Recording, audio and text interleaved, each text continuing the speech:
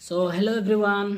आज हम बात करेंगे एक बहुत इम्पॉर्टेंट टॉपिक लेकर जो कि है डायबिटीज़।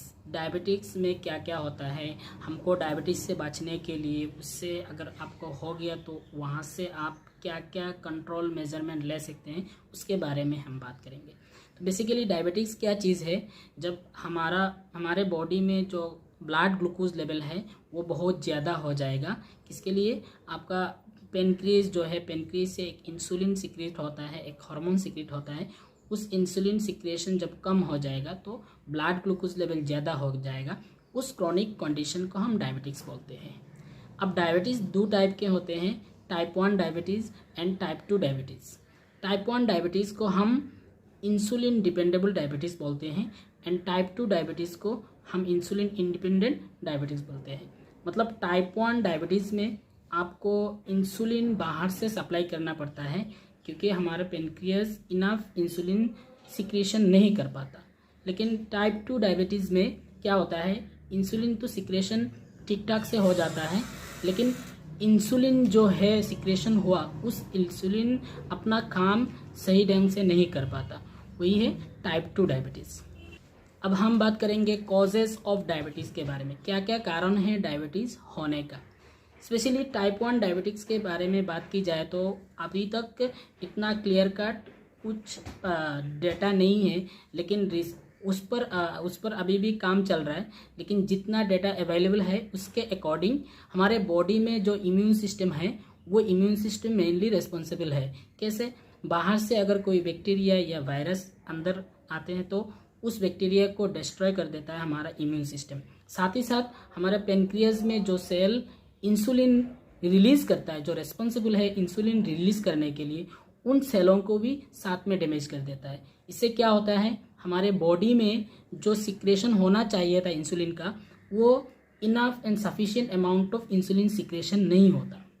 तो ये मेन रीज़न है। उसके अलावा आपका जेनेटिक एक फैक्टर है। अगर आपके फैमिली में किसी का डायबिटिक्स डिजीज़ ऑलरेडी हो चुका है या तो पहले था, उस तरह के होगा तो आपको भी ये डायबिटिक्स होने का बहुत ज़्यादा हाई रिस्क है।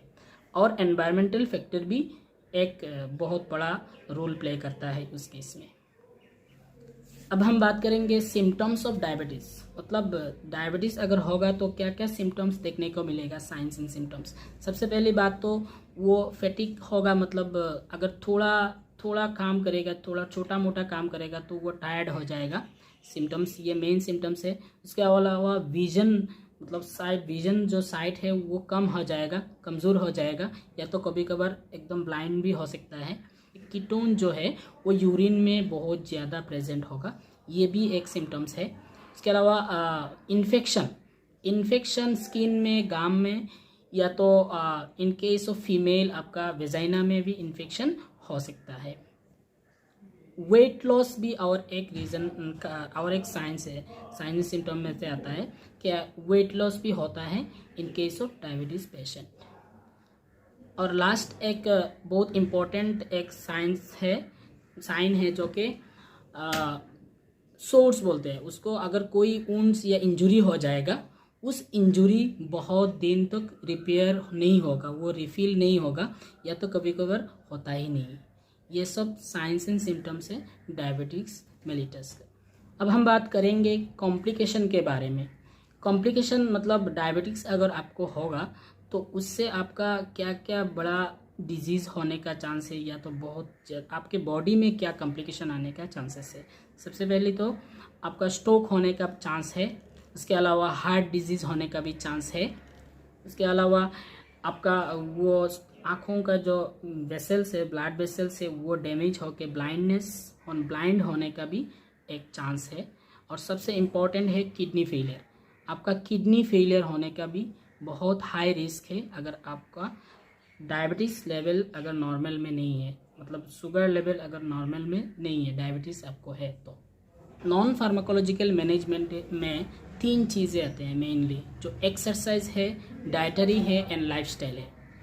अगर एक्सरसाइज की बात की जाए तो रेगुलर एक्सरसाइज करना बहुत ज़रूरी है डायबिटीज़ पेशेंट के लिए, विथ ट्रेनर। मतलब एक रूल्स एंड रेगुलेशन के अंडर में रेगुलर बेसिस पे आपका एक्सरसाइज होना बहुत ज़रूरी है। उससे क्या होता है, ब्लड में जो ग्लूकोज लेवल बहुत हाई होता है, वो ग्लूकोज लेवल थोड़ा लोअर डाउन हो जाता है एक्सरसाइज करने से। उसके अलावा लाइफ डाइटरी जो है, डाइटरी में आपका क्या, जो आप हम लोग खाते हैं उसमें कार्बोहाइड्रेट का कंटेंट बहुत कम होना चाहिए, फैट्स कंटेंट बहुत कम होना चाहिए और प्रोटीन कंटेंट ज़्यादा होना चाहिए। तो डाइटरी में ये सब हमको मेंटेन करना है। और लाइफस्टाइल की बात की जाए तो स्मोकिंग, अल्कोहल कंजम्पशन और तंबाकू, ये सब चीज़ें बिल्कुल छोड़ देना चाहिए या तो बहुत लिमिट में रखना चाहिए। स्ट्रेस भी और एक रीज़न है जो हमारा डायबिटीज़ होता है, इसलिए हर चीज़ में स्ट्रेस ना लेना चाहिए। स्ट्रेस को जितना हो सके कम लेना चाहिए